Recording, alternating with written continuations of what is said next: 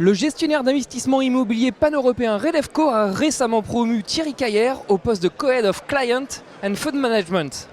En direct du MIPIM à Cannes, l'intéressé nous parle de son nouveau rôle.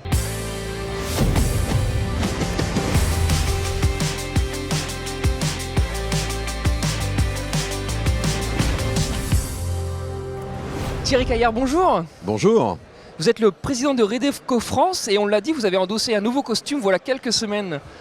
En quoi consiste votre mission ? Alors comme vous l'avez dit, je viens de prendre la mission de Co-Head Fund and Investment Management au sein du groupe Redevco. Donc ma nouvelle mission maintenant consiste à devenir le directeur des fonds, d'une partie des fonds que Redevco gère pour compte de tiers et aussi pour les familles, la famille. Donc maintenant je m'occupe de l'ensemble des fonds familiaux qui représentent 5 milliards d'euros sur les 6 milliards 7 que Redevco gère pour compte de tiers. Très bien.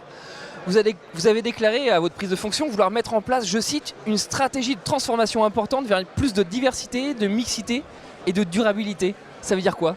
Ça veut dire beaucoup de choses en fait, mais ça veut surtout dire en fait que nous avons aujourd'hui un portefeuille, un patrimoine existant qui est de très très bonne qualité dans l'ensemble des grands centres-villes et des retail parks, mais grâce à ça nous avons aussi le devoir de travailler dessus de façon permanente pour imaginer en fait, le futur de ce portefeuille et l'avenir en fait, des centres-villes et de l'immobilier de demain pour les centres-villes. Donc ça passe par trois choses, par la mixité, ça passe par la durabilité bien évidemment, et ça passe par la complémentarité des usages. Parce que notre credo, c'est que les centres-villes et ces immeubles aujourd'hui ne pourront plus être des immeubles mono-usage, mais des immeubles où la mixité sera présente, mais avec une vraie coexistence. C'est-à-dire qu'on ne sera pas là pour additionner les usages les uns par-dessus les autres, mais de créer une vraie coexistence, une vraie communauté des usages, à l'instar de ce que nous avons fait sur l'île, le 31, qui a ouvert il y a peu de temps. Donc voilà, et donc on travaille vraiment sur ce sujet-là, savoir comment ces usages peuvent vraiment bien coexister ensemble à l'échelle d'un immeuble, à l'échelle d'un quartier, à l'échelle d'une ville.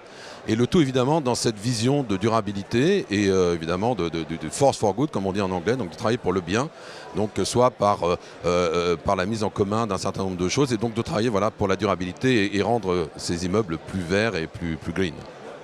On ne peut pas conclure cet entretien sans parler de votre vision du retail. En quoi Redevco est-il précurseur en la matière ?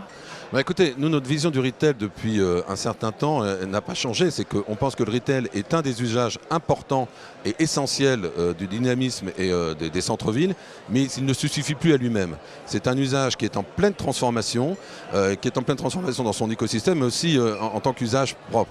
En fait, le retail, avant, et notre métier était de mettre à disposition des coques pour que des retailers viennent faire des échanges commerciaux avec des clients.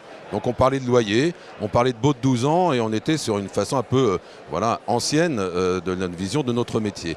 Aujourd'hui, ce n'est plus du tout ça. Nos coques physiques deviennent des médias. Ils sont une partie du média que vont utiliser les enseignes, que vont utiliser les marques pour exprimer leur marque ou leurs nouveaux produits.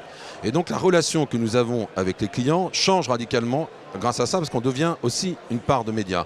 Les contrats doivent changer dans leur longueur, doivent changer leur typologie et doivent changer aussi dans la relation et dans l'agilité que nous avons avec eux. C'est pour ça qu'on est en train de mettre en place un concept sur la promenade Sainte-Catherine qu'on va ouvrir dans 1 mois et demi, 2 mois, on vous en reparlera, qui est justement basé sur cette nouvelle façon de voir le retail et notre relation avec le retail.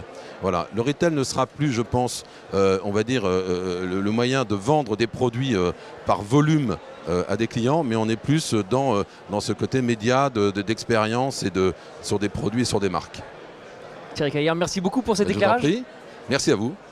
À très vite sur BITV.